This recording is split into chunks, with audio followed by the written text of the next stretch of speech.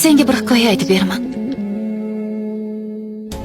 Farishtalar baxtni nimaligini tushunmagan odam bolasiga dars berib qo'yishni xohlashibdi. Baxtni yashirib qo'yaylik. Yashirganda ham osonlikcha topilmaydigan joyga berkitaylik.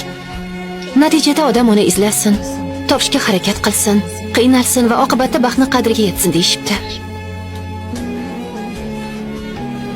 Albatta bu ishni qilish vaqtida oson bo'lmasligini tushunib yetishibdi. Va yer yuzida baxtni yashirib qo'yishga arziydigan joy topisha olmabdi.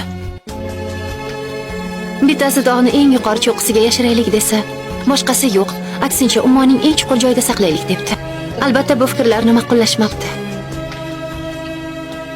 Oxiri ulardan biri chiqib, yaxshisi baxtni odam bolasini o'z ichiga, qalbiga yashiraylik. Chunki uni izlarkan, o'z ichiga nazar solish hech kimning aqliga kelmaydi debdi. Baxtli bo'lishni istasang, nigohingni o'z qalbingga qarat. Boshqa yerdan, o'zga narsalardan izlagan baxting aslida o'z qo'lingda.